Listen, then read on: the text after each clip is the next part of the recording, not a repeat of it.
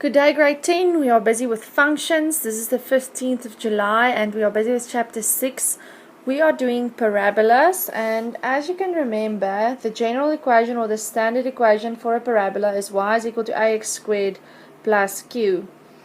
The a value, we discussed the a value yesterday. That's to say if it's a smiley or a sad graph, and also how far the arms will be from the y-axis, or how wide the arms will be. Today we are discussing the q value. The q value, as we learned on the first day, is the y-intercept. So far we only had q values that are 0, which means that the graph will have a turning point or y-intercept exactly on the origin. So exactly on the cross of the Cartesian plane. So this q value, we always say, will move the graph up or down. So if it's a positive q value, it will move the graph up. If it's a negative q value, it will move the graph down. Let's look at the influence of q with these three graphs. The red graph has a q value of 0, plus 0 we could write there. So it has a turning point on the origin on 0. The blue line has a q value of plus 1, so that actually moved 1 up, 1 place up, so the turning point will be at 1. When I have a negative 1, as like in the purple line, the turning point will be at negative 1, so it moved 1 down. That's what the q value does. Alright, let's look at this table below. It says when the q value is 0, we have a turning point at the origin or at 0. When the a value is positive, it will look like this, and the range will be from 0 to infinity.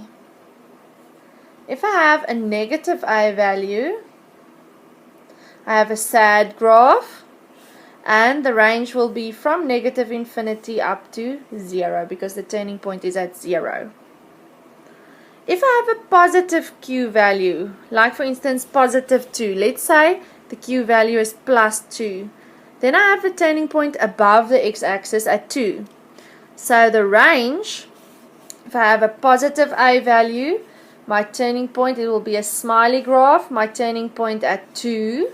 Then the range will be from 2 up to infinity. So from the q value up to infinity.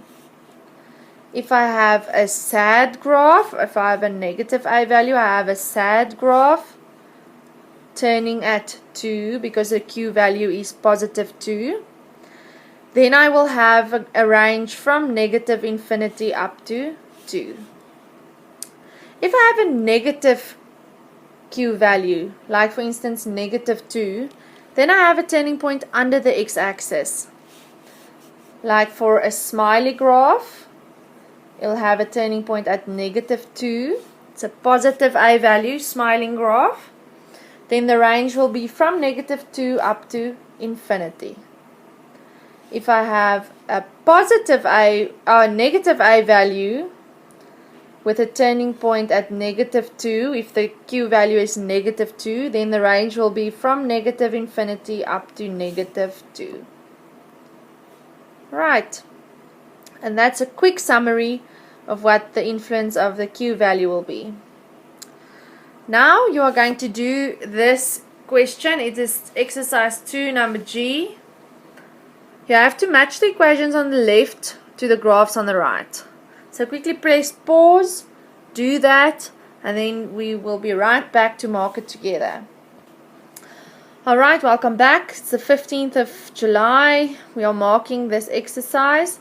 Okay, so first I'm going to mark them with colors. I'm first going to mark all the smiley graphs. So I mark them all smiley, smiley, smiley. Or then I mark all the sad graphs.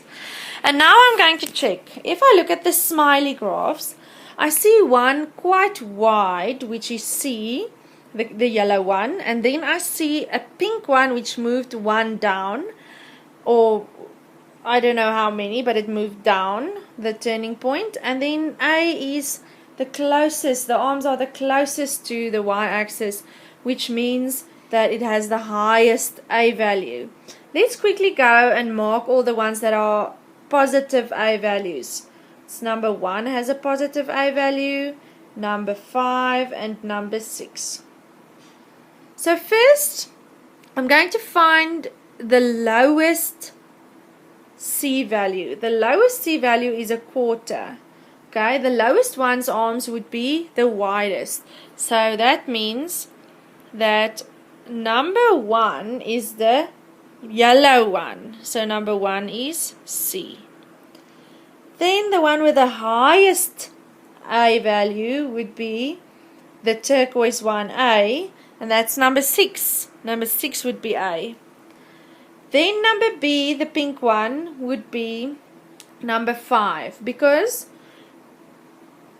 it has moved one down, which looks totally possible. So number 5 is B.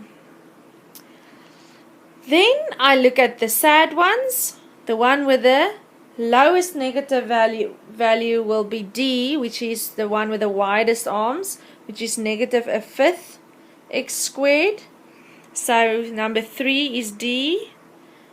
Then for the orange one also moved down. It doesn't have a turning point on the origin. It has one below, which is number 4, because number 4 has a minus a half, a Q value of minus a half at the end. So number 4 would be the orange one, F, and number 2 would then be E. Y is equal to negative a third x squared. And that's the way that you match the graphs with the equations. The colors help a lot. If you can, get a few colored pencils so that you can